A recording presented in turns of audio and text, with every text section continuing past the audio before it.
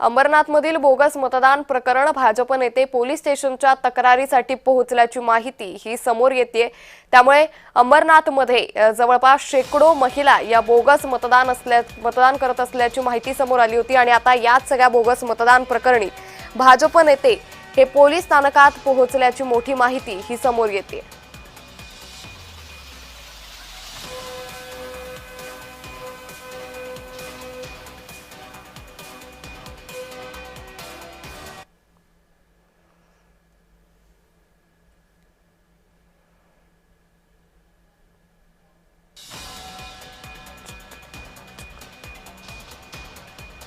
तर भाजप नेते पोलीस स्टेशनमध्ये तक्रारीसाठी पोहोचल्याची माहिती समोर येते। अंबरनाथमधील बोगस मतदान प्रकरणी हा सगळा प्रकार सुरू झाल्याचं पाहायला मिळतंय। भाजप नेते पोलीस स्थानकात तक्रारीसाठी पोहोचले। आता ही तक्रार केल्यानंतर या सगळ्या प्रकरणाचा पुढे तपास कशा पद्धतीने केला जातो हे पाहणं अतिशय महत्त्वाचं ठरणार आहे।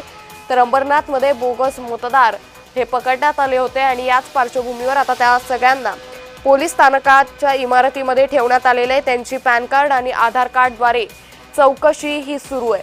आता या सगळ्या प्रकरणी हे बोगस मतदार नेमके कुठले ते कोणाच्या सांगण्यावरून बोगस मतदान करायला आले होते हे पोलिसांच्या चौकशी अंती स्पष्ट होईल। मात्र आता या सगळ्या प्रकरणी भाजपचे नेते हे आक्रमक झाल्याचं दिसून येतंय।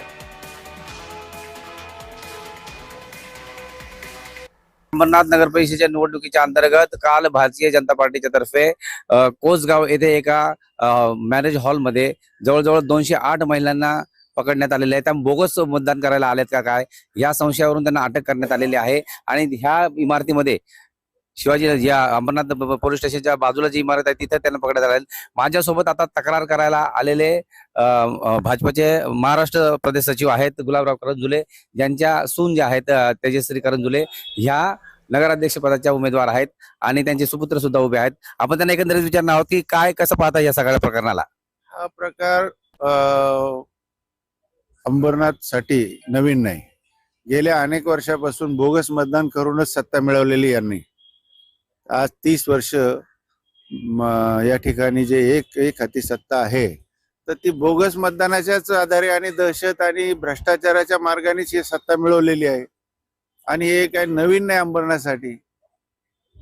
परंतु आता कसं आहे, भारतीय जनता पक्ष एक असा मजबूत पक्ष आज जनतेला संरक्षण देण्यासाठी आणि जनतेचा आवाज उठवण्यासाठी तो तयार झालेला आहे आणि त्यामुळे आज ही गोष्ट उघडकीस आलेली आहे। आमची मागणी अशी असणार आहे की नुसते तोत्या मतदार म्हणून गुन्हा दाखल न करता त्यांनी सरकारी दस्त बोगस बनवलेला आहे, त्यामुळे त्यांच्यावर फोर्जरी 468, 469, 470 आणि 71 सारखे गुन्हे दाखल करावेत। व्हिडिओ जर्नलिस्ट कृष्णा महालेसह मी किशोर पगारे, जय महाराष्ट्र न्यूज, अंबरनाथ।